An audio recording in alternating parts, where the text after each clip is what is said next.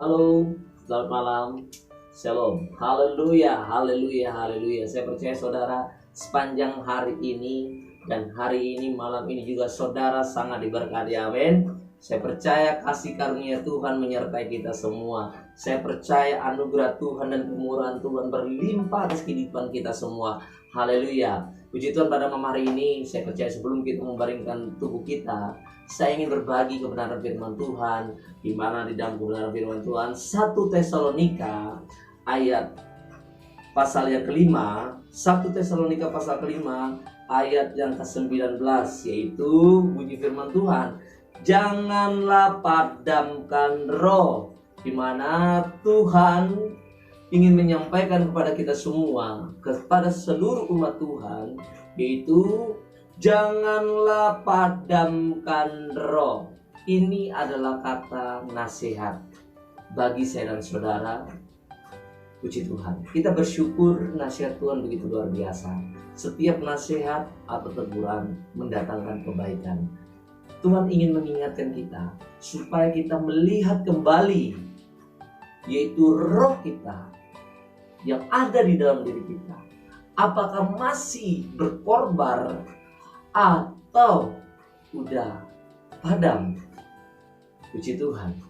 Saudara, betapa penting dan kita perlu perhatikan. Tuhan berkata seperti ini, janganlah padamkan roh. Saya percaya perkataan ini tertuju kepada setiap kehidupan kita secara pribadi. Siapa yang dapat memadamkan roh ini? Saya katakan, bukan orang lain, tetapi yang dapat memadamkan roh ini adalah setiap pribadi, orang-orang Kristen. Puji Tuhan, saya percaya roh yang diberikan daripada Tuhan itu berasal daripadanya. Api Roh Kudus biarlah terus ada di dalam kehidupan saya dan saudara. Roh inilah yang terus membuat kita tetap kuat, tetap semangat, tetap berjalan, dan terus mengerti di dalam kebenarannya. Saya percaya Roh Kudus yang terus menuntun saya dan saudara hidup di dalam kebenarannya, yang membuat kita tetap semangat di dalam melayaninya. Tetapi pertanyaannya, Tuhan berkata, janganlah padamkan roh. Tadi saya sudah berkata, siapakah yang dapat memadamkan roh ini? Yaitu setiap pribadi lepas pribadi, orang-orang yang sudah mengenal Tuhan, yaitu Tuhan Yesus Kristus khususnya. Apa yang menyebabkan roh ini bisa padam di dalam kehidupan orang-orang percaya? Yang pertama, kita akan lihat yaitu sakit hati. Haleluya. Saya percaya, siapa sih yang tidak pernah sakit hati?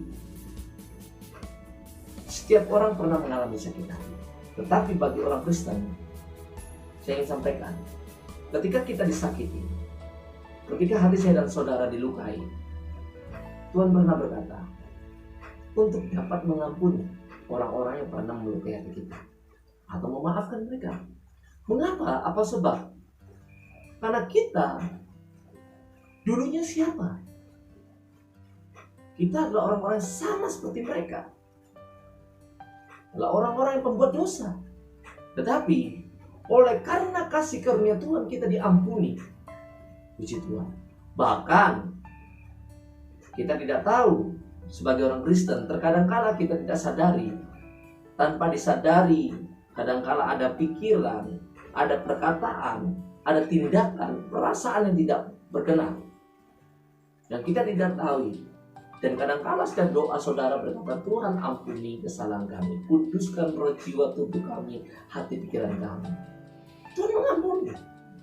Demikian juga kita diajarkan supaya saya dan saudara untuk mengampuni, bukan menyimpan dendam, bukan menyimpan rasa sakit hati.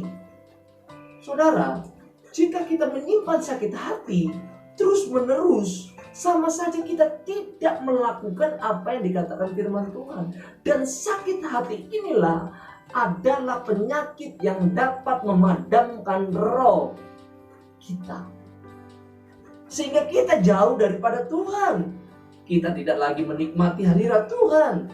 Mengapa? Ketika kita membawa sakit hati, tidak mungkin ada sukacita, tidak mungkin ada damai sejahtera. Sedangkan firman Tuhan berkata, kita datang kepada Tuhan, yang Tuhan sukai adalah damai sejahtera, sukacita di dalam kehidupan kita.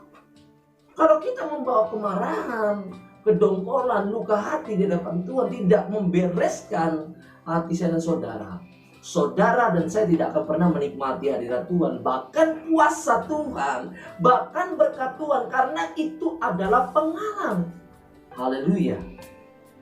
Mari, yang pertama, tinggalkan atau kuburkan sakit hati itu. Siapa yang pernah menyakiti hati saudara? Hari ini, malam ini, saudara meminta ampun kepada Tuhan Yesus Kristus. Tuhan akan memulihkan dan bertobat. Dan juga saudara mengampuni orang yang pernah menyakiti hati saudara. Orang tua, teman-teman, bahkan saudara kandung sendiri. Siapapun yang pernah menyakiti hati saudara, saudara ampuni. Puji Tuhan. Yang kedua, yang dapat memadamkan roh kita, yaitu kesombongan. Mari saudara, kita tetap menjaga hati kita.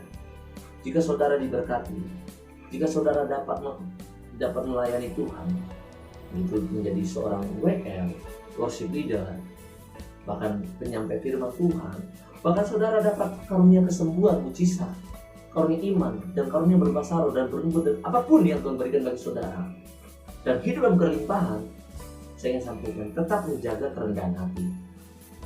Jika kita udah mulai sombong dan angkuh, dan kita tidak melihat hati kita, hati-hati saudara, terkadang harta yang kita miliki dapat membuat kita jauh dari Tuhan.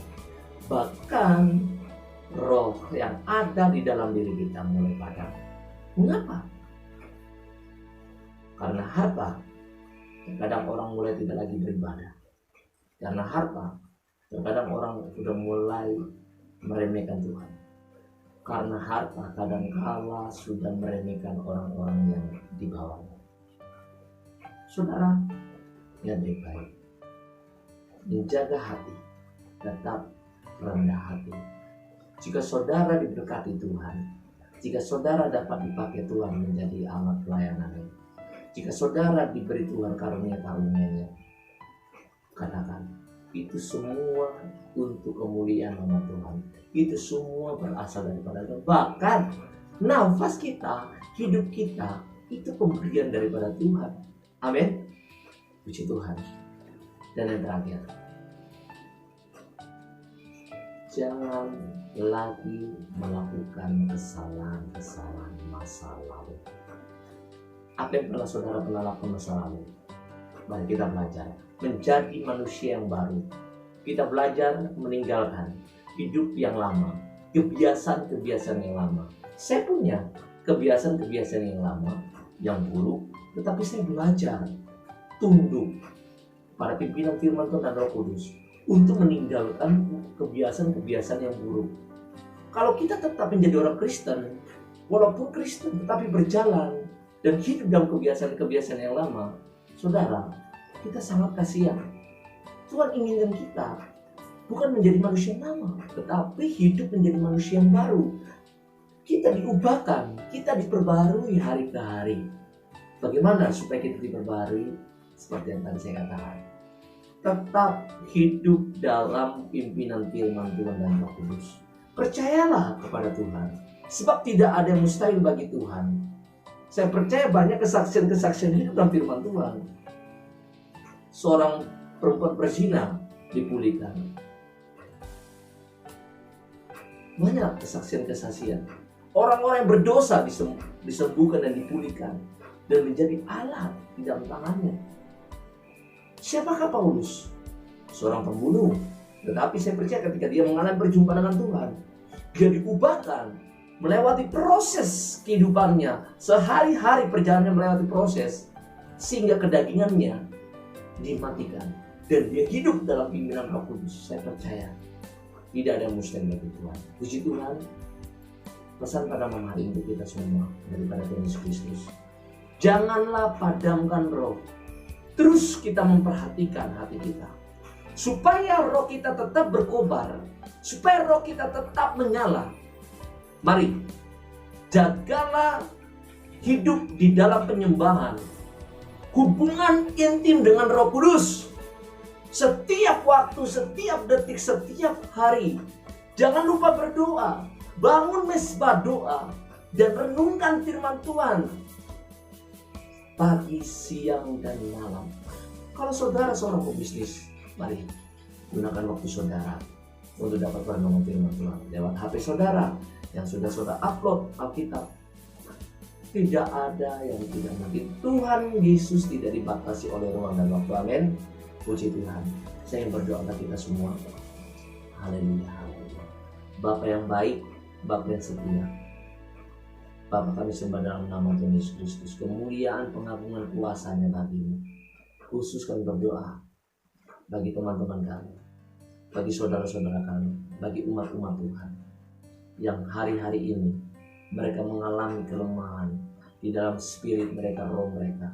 Mungkin mereka yang telah memadamkan roh mereka. Bapa, di dalam nama Yesus, ketika mereka mendengarkan firman ini, kami percaya Tuhan, Engkau selalu memulihkan mereka, mengingatkan mereka, membangunkan kembali roh mereka di dalam nama Yesus. Di dalam nama Yesus, Tuhan pulihkan. Tuhan ampuni setiap kekurangan kesalahan mereka. Tuhan pulihkan hati mereka. Tuhan pulihkan di dalam nama Tuhan Yesus Kristus. Mungkin mereka pernah menyimpan sakit hati sampai hari ini kepada orang-orang yang pernah melukai hati mereka. Tuhan pulihkan di dalam nama Yesus. Tuhan sembuhkan. Bahkan mereka pernah sombong oleh karena harta, oleh karena apapun karunia, oleh karena apapun. Bapa, tolong di dalam nama Yesus ingatkan kembali agar mereka kembali kepada kasih karunia-Mu Tuhan. Karena semua yang ada pada kami, karunia-karunia, bahkan apapun itu semuanya berasal daripada Tuhan. Bahkan kami bisa melayani itu semua karena berkat anugerah Tuhan. Di dalam nama Yesus Tuhan pulihkan. Dan Bapa, tolong di dalam nama Yesus pimpin kami semua, pimpin para penonton, pimpin para umat-Mu, hidup di dalam Roh Kudus-Mu, insapkan mereka agar mereka kembali kepada firman-Mu dan tidak hidup kepada kebiasaan yang lama, tetapi menjadi manusia yang baru dalam pimpinan Roh Kudus dan firman Allah yang sempurna. Terima kasih Tuhan. Dan kami percaya Bapa, sehingga kami menjadi gereja Tuhan yang disempurnakan. Ketika Engkau datang pada kali yang kedua, kami percaya Engkau mendapati kami tetap setia dan tetap beriman. Bahkan Tuhan, kami boleh mengalami penyingkiran dan boleh mengalami pengangkatan.